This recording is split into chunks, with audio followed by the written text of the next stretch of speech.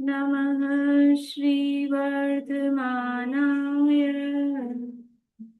निर्धूत कलिलात्मने सालोकानां त्रिलोकानां यद्विद्यां दर्पणायते यद्विद्यां दर्पणायते सकल पाप मल प्रक्षालक श्रीवर्धमान को करुण नमन लोकालोक प्रकाशित करने जिनकी विद्या है दर्पण जिनकी विद्या है दर्पण।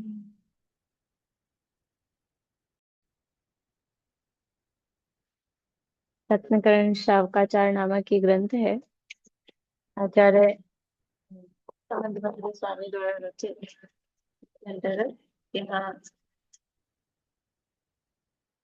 ग्रंथ में आए हुए प्रमुख वाक्यों की चर्चा यहाँ पर चल रही है। उसमें से शुद्ध जैन तत्व ज्ञान संबंधी वाक्य हमने देखे। उसके बाद अब कल से हमने प्रारंभ किया है शुद्ध जैन आचार संबंधी वाक्यांश। आचरण के संबंध में यहाँ वचनिका में पंडित जी ने जो विशेष बातें कही है उनके संबंध में यहाँ देख रहे हैं। 25 नंबर तक के कल हो गए थे। 26 नंबर से देखना है।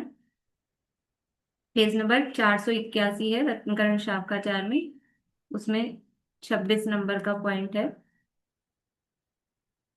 पंचम काल के धनाढ्य पुरुष तो पूर्व भव से ही मिथ्या धर्म कुपात्र दान उदान आदि में लिप्त होकर ऐसे कर्म बांधकर आए हैं कि उनकी नरक तिर्यंच गति की परिपाटी असंख्यात काल अनंत काल तक नहीं छूटेगी। ये 286 पेज पे ये प्रकरण वही भावनाधिकार का चल रहा है। और भावनाधिकार के अंतर्गत जो छठ आवश्यक आवश्यक अपरिहार्य भावना है उस आवश्यक अपरिहार्य भावना में छठ आवश्यकों की चर्चा है। नहीं, आवश्यक नहीं है। प्रवचन वत्सल्य भावना।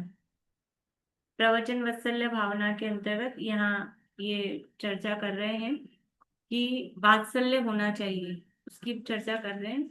तो जो पंचम काल में वात्सल्य की कमी है ऐसा यहाँ पर बता रहे हैं। तो जो इसके संबंध में यहाँ दिया है 287 पेज पर है, 286 पे नहीं, 287 पेज पर दिया है कि जो पंचम काल के जीव हैं वो कैसे हैं कि दान आदि में परोपकार में धन लगता दिखाई दे वहां दूर से ही बचकर निकल जाते हैं। बहु आरंभ बहु परिग्रह अति तृष्णा से नजदीक आ गया नरक का वास भी उसे दिखाई नहीं देता है।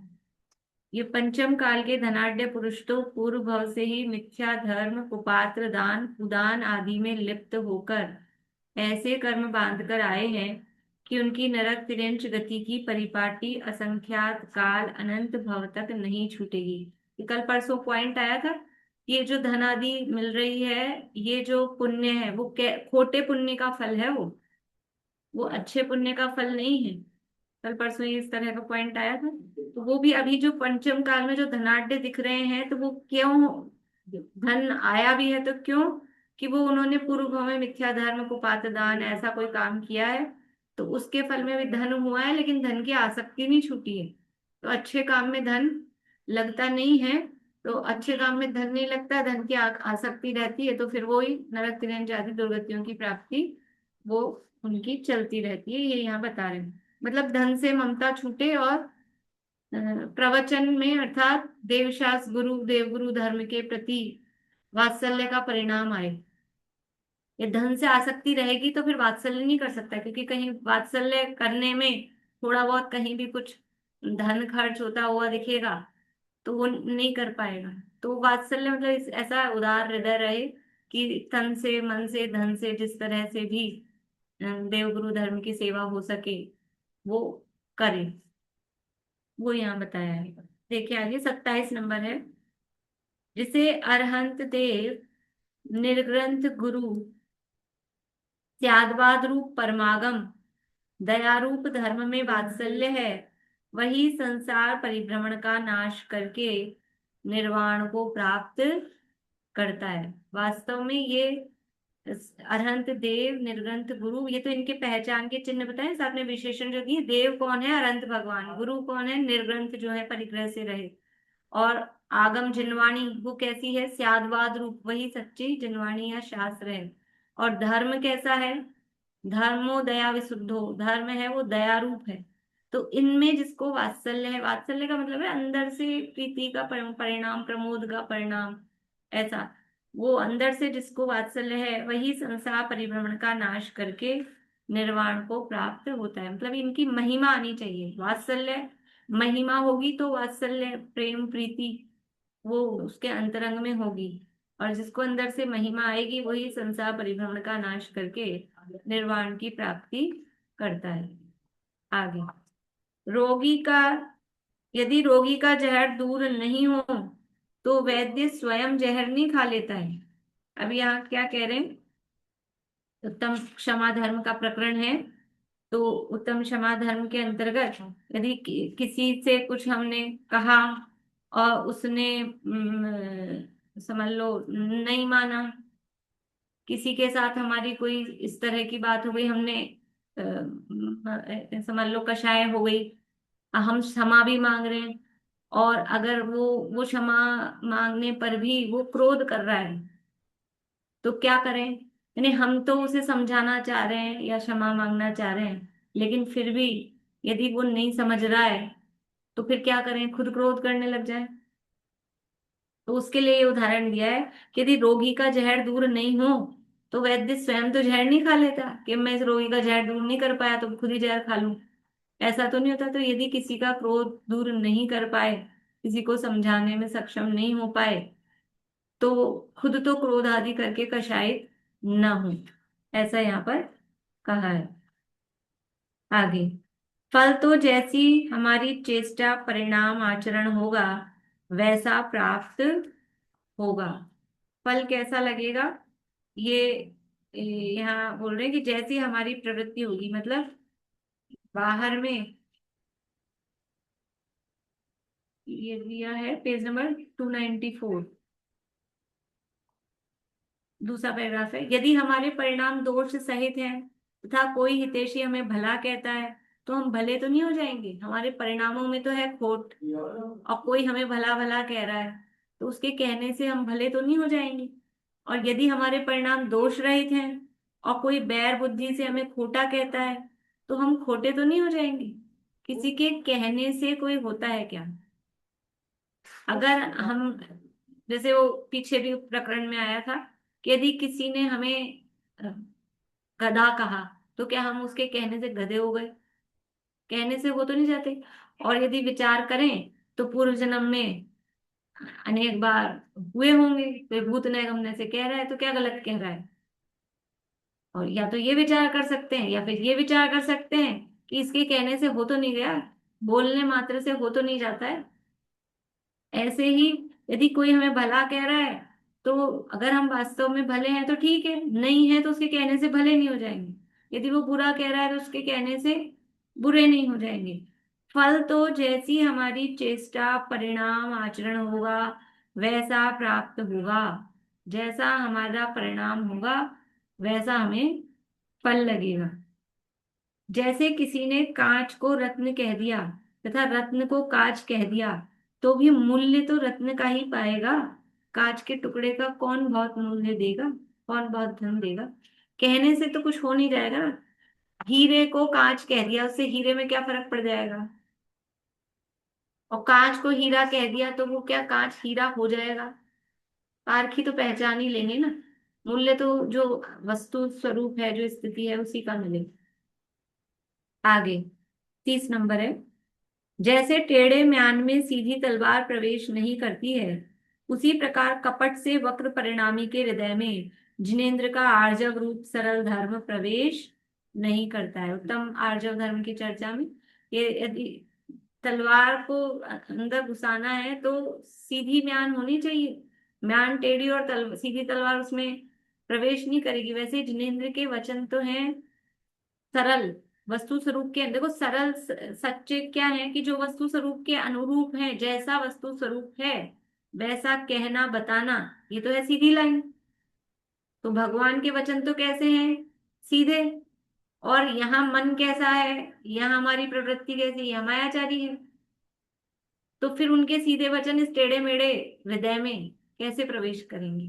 तो यदि हमको भगवान के वचनों को अपने हृदय में प्रवेश कराना है, यानी हमें मुक्ति का मार्ग चाहिए, यदि हमें सुखी होना है, क्योंकि भगवान के वचन तो मुक्ति का मार्ग बताने वाले हैं, तो यदि हमें मुक्ति का मार्ग चाहिए तो अपने मन को सरल बनाना पड़ेगा, सीधा सच्चा बनाना पड़ेगा।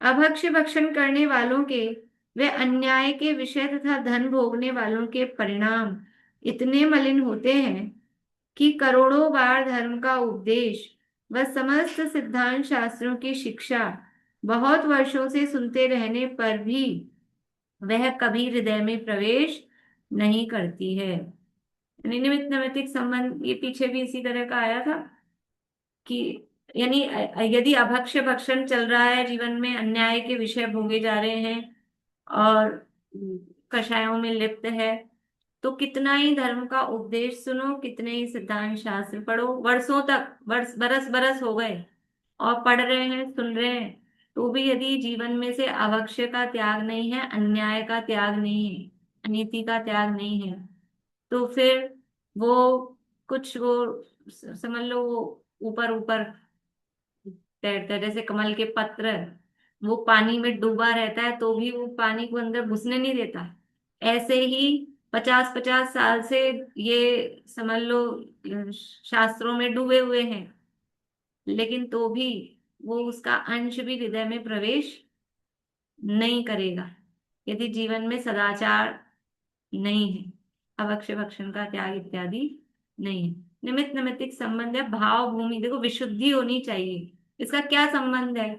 सिद्धांत पढ़े, हम तो ये जाने जीव जुदा पुद्गल जुदा, फिर कुछ भी बाहर में क्या फर्क पड़ता है? जड़ की क्रिया है ना, खाना नहीं खाना, कमाना कैसे, कमाना कैसे नहीं कमाना, ये तो जड़ की क्रिया है, इससे क्या फर्क पड़ता है? हम तो भेद ज्ञान करेंगे, हम तो शरीर को आत्मा से भिन्न देखेंगे, कि वो भेद ज्ञान करने योग्य विशुद्धि ही नहीं आएगी। विशुद्धि चाहिए, और वो विशुद्धि अकेले बाहर में खान पान छोड़ने से, मतलब क्रियाकांड से नहीं आएगी। वो विशुद्धि का मतलब है कि जीव अंदर से जिसको ये समझ में आए कि मैं ज्ञान स्वरूप चैतन्य स्वरूप जीव हूँ, और ऐसे मैंने संसार में दुख पाए हैं, इसी तरह के ये जीव हैं और संसार में वो कष्ट पाते हैं, तो उनके कष्ट को देखकर उनके प्रति दया का परिणाम आए, तो अंदर से अपने आप ही वो छूटे। और जीव जुदा पुद्गल जुदा यदि कर रहे हैं, तो फिर शरीर में आसक्ति क्यों है कि कुछ भी खाए पिए, कोई सा विषय भोगे? जब भिन्न ही जान लिया, तो फिर इन विषय भोगों की आसक्ति क्यों? इसलिए भिन्न भिन्न जाना नहीं है, खाली अपनी मान्यता का पोषण करना। तो वो इनका निमित्त निमित्त किस तरह का संबंध है कि विशुद्धि के बिना, विशुद्धि क्या चीज है? विशुद्धि का मतलब है भाव भूमि। बंजर भूमि में बीज डाल दो, इतने टॉप क्वालिटी का, लंदन अमेरिका से कोई बीज मंगाओ और बंजर भूमि में डाल दो, तो वो बीज बेकार हो जाएगा, कोई मतलब नहीं रहेगा उसका। तो पहले भूमि तैयार करनी पड़ती है, भूमि को सॉफ्ट होना पड़ता है।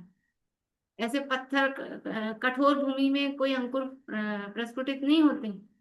पहले उसको जो हल चला के क्या खेत को जोता जाता है ना, वो उसको सॉफ्ट बनाया जाता है कि वो उस बीज को एब्जॉर्ब कर सके। तो ये सॉफ्ट कहाँ से होगी? भाव भूमि हमारी, हमारी भी बंजर भूमि यदि हमें जीवों के प्रति दया का परिणाम नहीं है, तो वो बंजर अभी, बंजर मतलब वो कठोर भूमि है, वो कठोर भूमि है, उसमें तत्व ज्ञान का बीज वो प्रवेश ही नहीं करेगा, तो अंकुरित होने की तो बात ही कहाँ से? उसके लिए ये भाव भूमि तैयार होनी चाहिए। आगे 32, जिनको 50 वर्ष शास्त्र सुनते हुए हो गए हैं, किंतु जिन्हें धर्म के स्वरूप ज्ञान ही नहीं हुआ है, स्वरूप का ज्ञान ही नहीं हुआ है, वह सब अन्याय का धन तथा अभक्ष्य भक्षण का फल है। कल भी इसी तरह की बात आई थी। ये सब मतलब कि कितना ही शास्त्र पढ़े, मतलब इसमें वो बता रहे हैं कि वो देशना कब कार्य, शास्त्र पढ़ रहे हैं 50-50 साल से, इसका मतलब क्या है? उपदेश मिल रहा है, देशना हो रही है। देशना कब काम करती है, वो लब्धि कब बनती है? कि जब विशुद्धि होती है उससे पहले। और विशुद्धि कब होती है? कि तब जब क्षयोपशम होती है। क्षयोपशम लब्धि, विशुद्धि लब्धि पूर्वक देशना लब्धि होती है। तो वो उपदेश कब हमें प्राप्त होगा, लब्धि कब बनेगा? लब्धि मतलब है उस उपदेश की हमें प्राप्ति, वो हमारे हृदय में प्रवेश करे। वो कब प्रवेश करेगा? कि विशुद्धि होगी तब प्रवेश करेगा। इसलिए कह रहे हैं कि 50 वर्ष शास्त्र सुनते हुए हो गए, मतलब उपदेश तो सुन रहे हैं, देशना तो मिल रही है, लेकिन धर्म के स्वरूप का ज्ञान नहीं हुआ। वह सब अन्याय का धन तथा अभक्ष्य भक्षण का फल। जो कृतघ्नि उपकार को लोपने वाले हैं, उनके पाप का संतान क्रम असंख्यात भवों तक करोड़ों तीर्थों में स्नान करने से, दान करने से दूर नहीं होता है। विश्वासघाती सदा ही मलिन है। यदि किसी के उपकार को हम लोपते हैं, मतलब भुलाते हैं, तो कहीं कितना ही दान करो, कितने ही तीर्थों में स्नान करो, वो कृतघ्नि मतलब उसका कोई अ, जो मैल है, मतलब उसका जो अशुद्धता है, वो कभी दूर नहीं होगी। विश्वासघाती सदा ही मलिन है। ये उत्तम शौच के प्रकरण में दिया है ये शुचिता के लिए नदियों में स्नान करें और कुछ भी करें, लेकिन उससे कुछ नहीं होता है। जब तक हम अगर कृतघ्नि हैं तो वो मलिन ही रहेंगे। 5 व्रतों का धारण, 5 समितियों का पालन, 4 कषायों का निग्रह, 3 दंडों का त्याग, 5 इंद्रियों की विजय को जिनेंद्र के परमागम में संयम कहा है। गौड़सार में गाथा है, मूल में जीव कांड में, संयम मारना में। ये सारे वहां दिए। व्रतों का धारण, समितियों का पालन, कषायों का निग्रह, ये 3 दंडों का त्याग, ये सब इनको संयम, संयमित करना, मर्यादा में लाना। तो किस किस तरह से मर्यादा? तो ये व्रत, समिति, कषाय, दंड इत्यादि रूप से कहा। आगे 35 नंबर है। संयम पाकर उसे बिगाड़ने के समान बड़ा अनर्थ दूसरा नहीं है। ये जो संयम है, ये मनुष्य भाव में मिला है, अत्यंत दुर्लभता से मिला है। और उसे पाकर भी यदि कोई बिगाड़ता है तो उसके समान दूसरा कोई अनर्थ नहीं है। यानी संयम धारण करके, कुछ व्रत आदि धारण करके, और फिर उसको छोड़ देता है, उसका पालन नहीं करता है, तो वास्तव में उसके समान दूसरा अनर्थ कोई नहीं। 36। जैसे पाषाण में जल प्रवेश नहीं करता है, उसी प्रकार सद्गुरुओं का उपदेश कठोर पुरुष के हृदय में प्रवेश नहीं करता है। जैसे पत्थर में पानी प्रवेश नहीं करता है, वैसे ही उपदेश, ये वो ही बात कह रहे हैं कि जब तक भाव भूमि तैयार नहीं है, तो फिर वो गुरुओं का उपदेश वैसे कठोर हृदय में प्रवेश नहीं करता है। मैम जो ये 33 नंबर का जो है ना पॉइंट, जो कृतज्ञ उपकार को लोपने वाले हैं उनके पाप का संतान क्रम यहाँ किस उद्देश्य से बोला गया है? संतान क्रम मतलब उनके पाप की परिपाटी। जैसे इसमें भी है ना, संतान क्रमेण आ गए, उसी हिसाब से बोला गया है। वो अलग, वो भी वहां परंपरा से ही है। उसका संतान का मतलब परंपरा ही होता है। क्रम दिया तो क्रम परिपाटी, मतलब वो उपकार को भूल रहे हैं तो वो उनकी पाप की परंपरा, वो असंख्यात करोड़ों भवों तक चलती रहेगी। कितने ही तीर्थों में स्नान करो, लेकिन उनकी पाप की परंपरा वो छूटेगी नहीं, ऐसा ये कह रहे हैं। मतलब परंपरा हो गया, संतान हाँ, माने परंपरा, परंपरा। संतान क्रम का मतलब है परंपरा। देखिए आगे 37, पेज नंबर 482। संयम का पालन करके भोगों की इच्छा करना तो उसी प्रकार की मूर्खता है, जैसे कोई चिंतामणि रत्न को एक कौड़ी में बेच देता है, अपनी रत्नों से भरी समुद्र में दौड़ती हुई नाव को ईंधन के लिए तोड़ देता है, धागे के लिए मणियों के हार को तोड़ता है, राख के लिए गोशीर चंदन को जला डालता है। मतलब इतनी इतनी वैल्यूएबल चीजें, और उसको कितने तुच्छ काम के लिए बर्बाद करना। ऐसा लगता है, हमें हंसी आती है कि इतने से काम के लिए ऐसा। ईंधन के लिए आप इतना बढ़िया चंदन को राख चाहिए तो इतनी महंगी चंदन की लकड़ी उसको जला दिया। धागा चाहिए उसके लिए मणियों की माला को तोड़ दो। तो ये जैसे बेवकूफी दिखती है वैसे ही ये संयम है, ये मणियों की माला के समान है, वो गोशीर चंदन के समान है, वो चिंतामणि रत्न के समान है। और भोग कैसे हैं? ये भोग राख के समान है, वो धागे के समान है, कौड़ी के समान है। और उसके लिए इस संयम को छोड़ देते हैं भोग भोगने के चक्कर में। ये यहाँ संयम की महिमा बता रहे हैं। आगे, जब इस संसार में जब अनंत पर्याय दुख की प्राप्त होती है, तब एक पर्याय इंद्रिय जनित सुख की प्राप्त होती है। जब अनंत पर्याय दुख की मिलती है ना, अनंत पर्याय मतलब अनंत भाव की बजाय ऐसा अनंत पर्याय मतलब जो शॉर्ट पर्याय है कि इतना सारा जब दुख मिलता है तब कहीं जाके एक पर्याय वो सुख की मिलती है। मतलब दुखों की परंपरा, दुखों की टाइम पीरियड वो ज्यादा है और सुख का टाइम पीरियड बहुत कम है। संसार की इंद्रिय सुख की बात कर रहे हैं, आत्मिक अतीन्द्रिय सुख की नहीं। तो जो अनंत पर्याय दुख की प्राप्त होती है, यानी अनंत मतलब इंद्रिय या सांसारिक सुख और दुख में कितना रेशो है? अनंत इज टू वन। अनंत पर्याय दुख की, तब एक पर्याय सुख की, ऐसा है। इसलिए इस संसार में सुख की क्या कल्पना करनी, मतलब मेजोरिटी क्या है? दुख ही दुख है संसार में। तो संसार से विरक्त होना चाहिए, संसार से पार होने का उपाय सोचना चाहिए। संसार में कहीं भी सुख नहीं है, यही मजा आता है, लगता ही नहीं है दुख। तो मजा आता है तो फिर से निकलने का उपाय कैसे होगा? इस संसार में स्वयंभू रमण समुद्र के समस्त जल के बराबर तो दुख है, तथा एक बाल की नोक पर जितना जल लगता है उसके अनंत भाग करने पर उसमें से एक भाग के बराबर इंद्रिय जनित सुख है। अब देखो, वो अनंत पर्यायों से समझ नहीं आ रहा था तो दूसरी उपमा दे रहे हैं कि कितना दुख है कि स्वयंभू रमण समुद्र का जल कितना है? आधा राजू में है स्वयंभू रमण समुद्र, और आधा राजू तो केवल व्यास है। उसका एरिया कितना होगा? स्वयंभू रमण जैसे जम्बू द्वीप का व्यास 1 लाख योजन है, पर क्षेत्रफल, क्षेत्रफल तो बहुत ज्यादा है। तभी तो जम्बू द्वीप से लवण समुद्र कितना गुना है?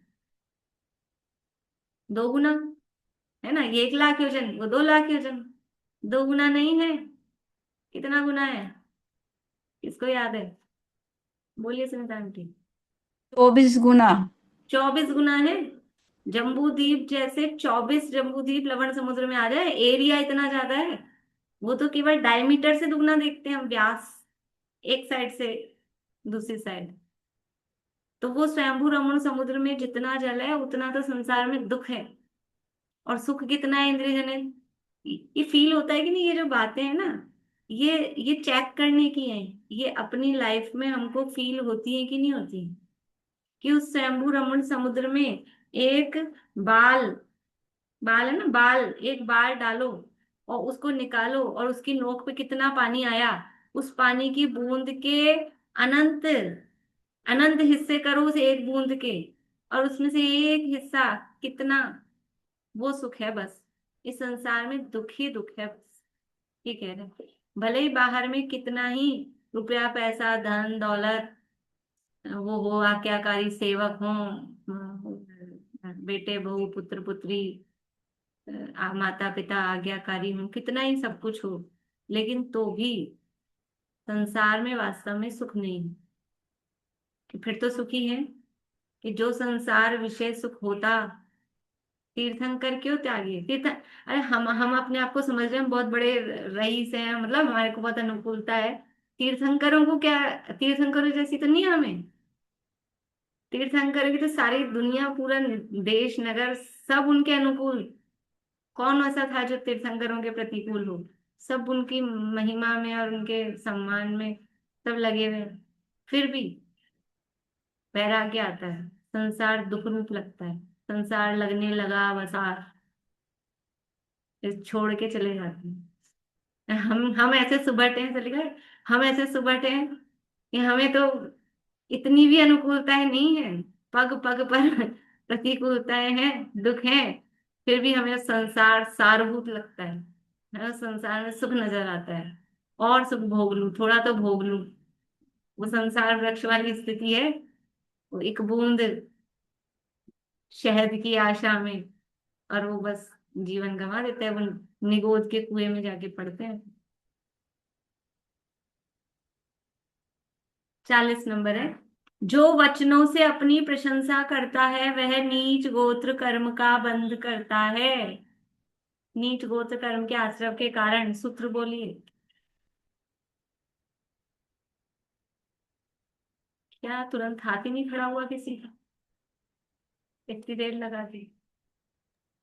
परात्म निंदा प्रशंसे स दसत गुणों छातनोत भावने च नीचे गोत्रस्य।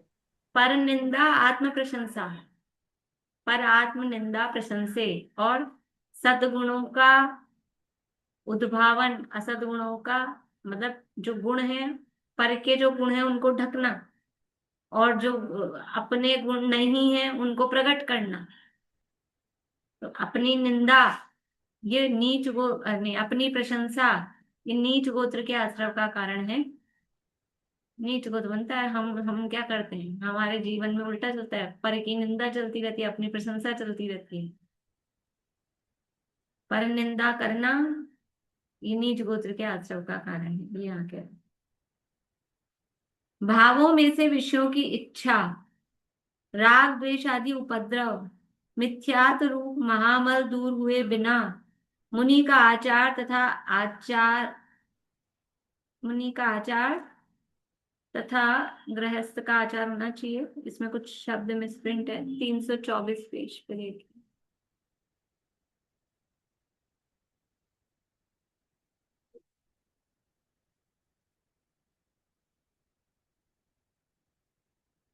हाँ, गृहस्थ का, मुनि का आचार तथा श्रावक का आचार उज्ज्वलता को प्राप्त नहीं होता है। इसमें श्रावक शब्द नहीं छपा है पीछे। फिर से पढ़ते हैं। भावों में से विषयों की इच्छा, राग द्वेष आदि उपद्रव और मिथ्यात्व रूप महामल दूर हुए बिना, मुनि का आचार तथा श्रावक का आचार उज्ज्वलता को प्राप्त नहीं होता। 3 पॉइंट दिए हैं। भावों में से विषयों की इच्छा, आपको बताना है इनको एक एक शब्दों में। 3 पॉइंट है। भावों में से विषयों की इच्छा, दूसरा है राग द्वेष आदि उपद्रव, और तीसरा है मिथ्यात्व रूप महामल। इनको 3 शब्दों में क्या कह सकते हैं?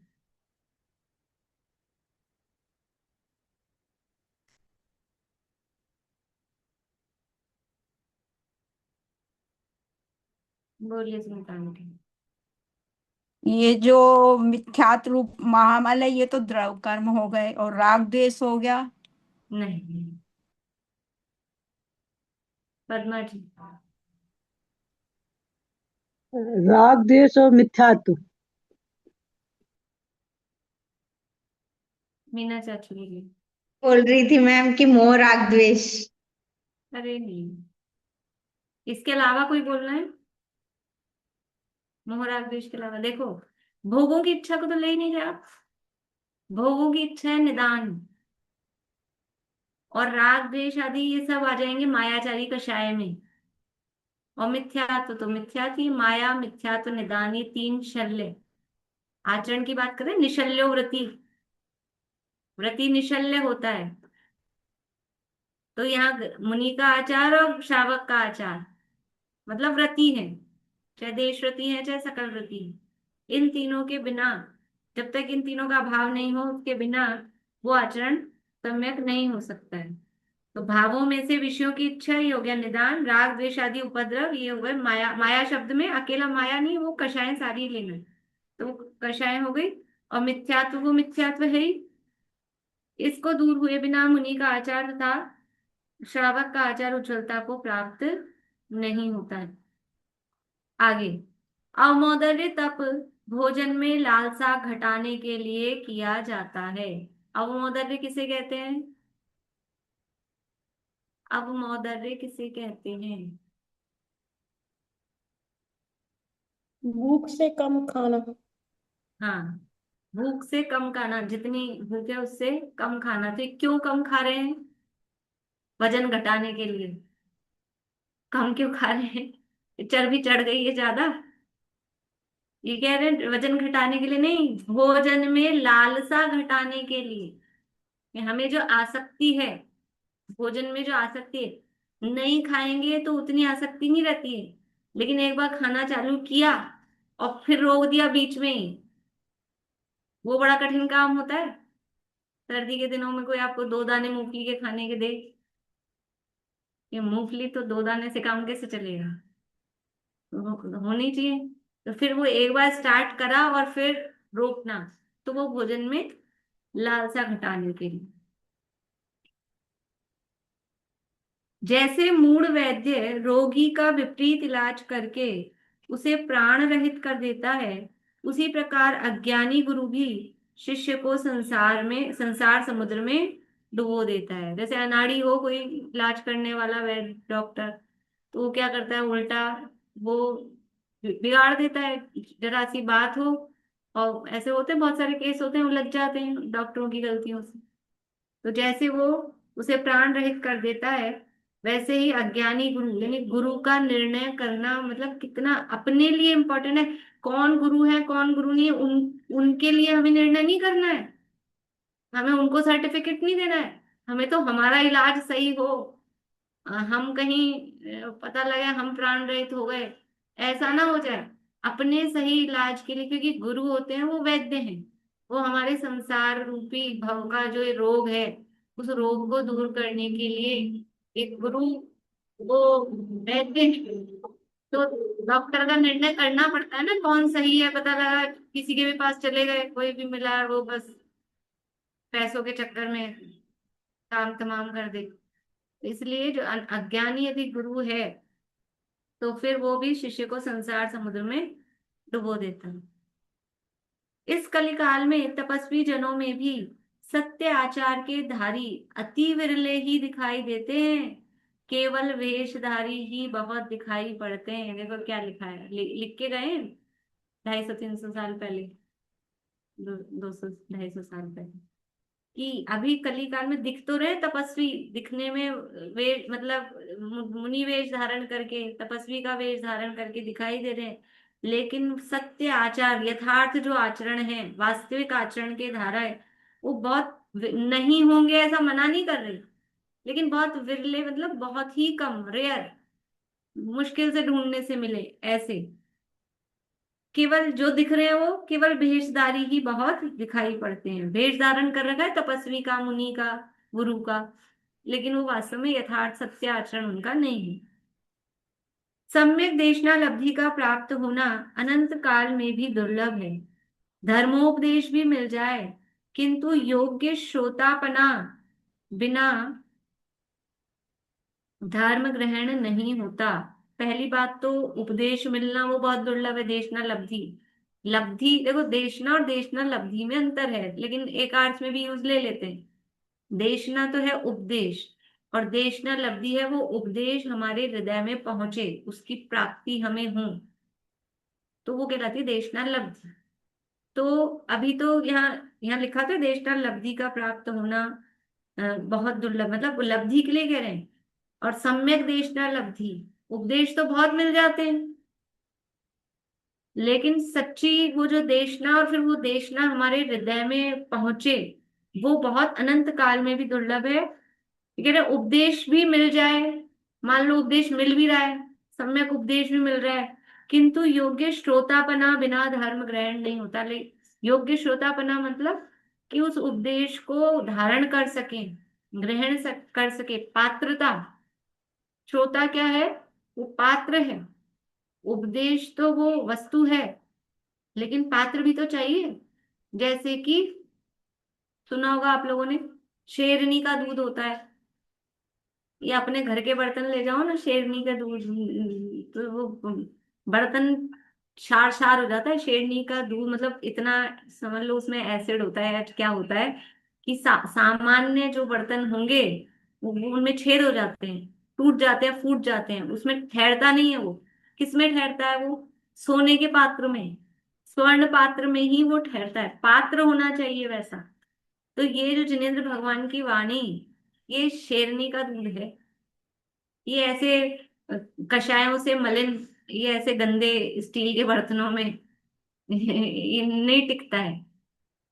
उसके लिए स्वर्ण पात्र चाहिए, ये निर्मल भाव भूमि चाहिए, वो तब वो हृदय में अंदर प्रवेश करता है।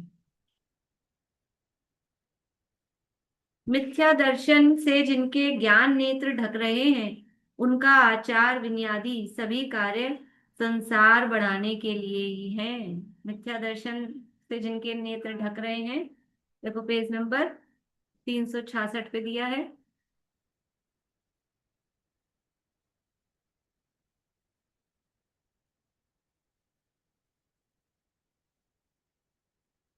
ये प्रकरण धर्म ध्यान का प्रकरण चल रहा है, और धर्म ध्यान का प्रकरण है। यहाँ अपाय विचय धर्म ध्यान के अंतर्गत कह रहे हैं, अपाय का मतलब है कि यदि मिथ्यात्व रहा, यदि हमने मिथ्यात्व का त्याग नहीं किया, तो उसका क्या फल आ जाएगा।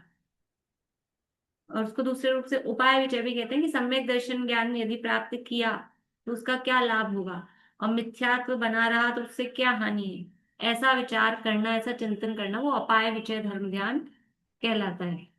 तो यहाँ कह रहे हैं मिथ्या दर्शन से जिनके ज्ञान नेत्र ढक रहे हैं, उनके आचार विचार विन्यादी सभी कार्य संसार के बढ़ाने के लिए ही हैं।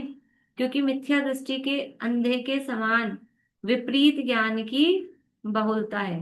जैसे अंधा है, अंधे को दिखता तो है नहीं, तो ज्ञान उसका उल्टा ही चलता है। वैसे ही यहाँ पर मिथ्या दृष्टि की जो ज्ञान नेत्र है वो बंद है, तो वो अंधा है। मिथ्या दृष्टि ज्ञान से अंधा है, तो इसलिए उसके जो कार्य हैं वो सब संसार बढ़ाने के लिए ही होते हैं। देखिए आगे, इस लक्ष्मी के समान आत्मा को ठगने वाला दूसरा नहीं है। ये धन के चक्कर में जीव रहता है, लेकिन ये जो बाहर में जिसे लक्ष्मी कहते हैं, ये धन है, लक्ष्मी, ये वास्तव में जीव को ठगने वाली है। 12 भावनाओं की चर्चा है, तो कार्तिकेय अनुप्रेक्षा के आधार पे चर्चा दी गई थी पीछे। तो लक्ष्मी की बहुत सारी वहां गाथाएं दी है कार्तिकेय अनुप्रेक्षा में लक्ष्मी के संबंध में, उन्हीं में से यहाँ पर ये दिया। कर्म का उदय आकाश पाताल में कहीं भी नहीं छोड़ता है। देखो हम कहाँ सेफ हो जाएं, हम मरना नहीं चाहते हैं, जिंदा रहना चाहते हैं, तो कहाँ जाके बंद हो जाएं, कहाँ छुप जाएं कि आयु कर्म खत्म होने से रुक जाए।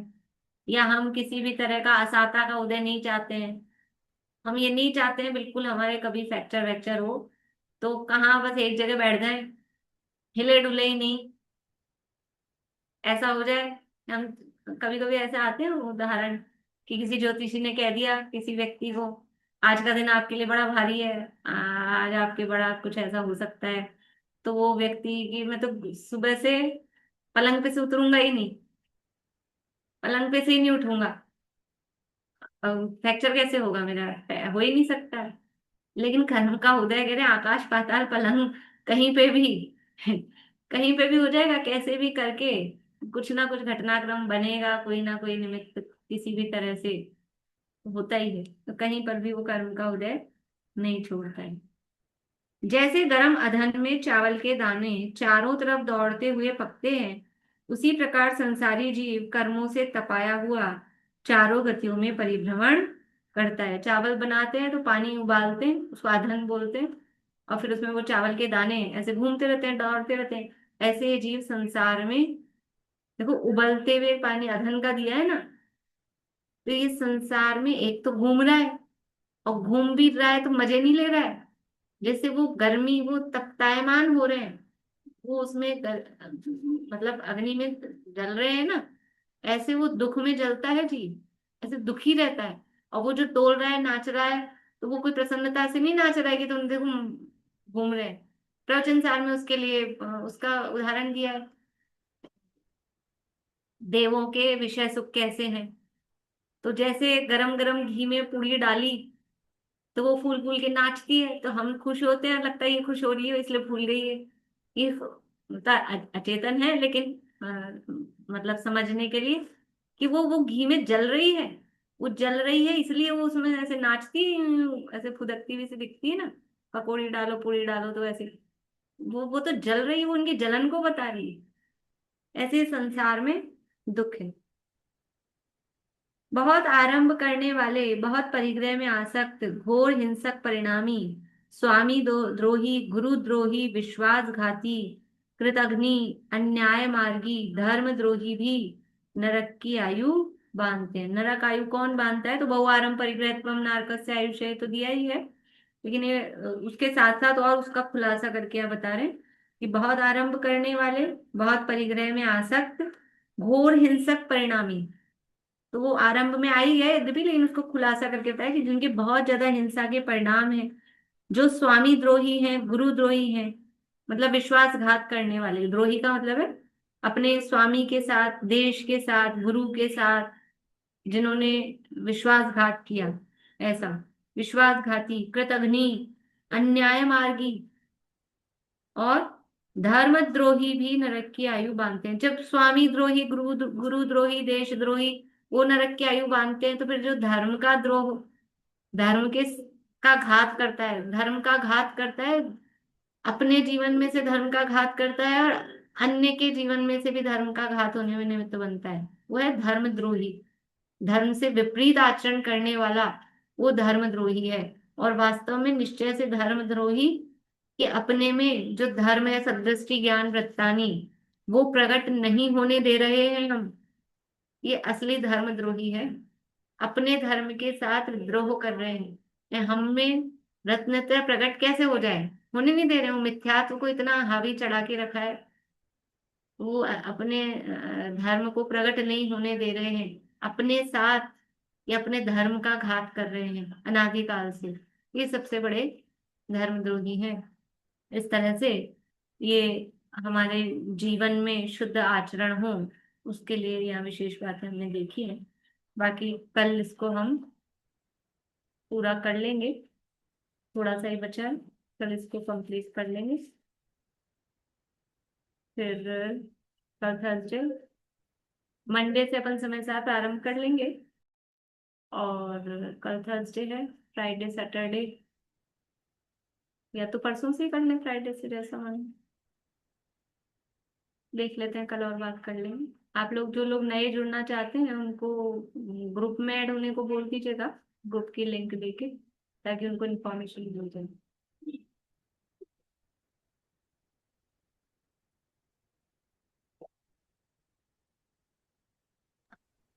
मैम आपने वो लिंक डाल दी क्या समय सार की? समय सार लिखा हुआ कि कितने बजे से चालू होने वाला है? नहीं नहीं, वो तो फाइनल हो जाए ना, कब चालू होगा तो उस तक तो हाँ, डेट। नहीं वो हाँ, हम फिर भेज या भी फॉरवर्ड देंगे ना। करेंगे आप, आगे हाँ फॉरवर्ड तो करेंगे, फिर कर इसीलिए देती हूँ। पहले आपको डिसाइड करना पड़ेगा। ठीक है। हाँ थैंक। लिंक तो यही है अपनी, और टाइम भी यही है 1:40, बस वो डेट तय करनी है कि परसों से चालू कर देना है कि मंडे से चालू करना है, वही डिसाइड करना है। कर लेती हूँ मैं विचार करके, जैसा भी।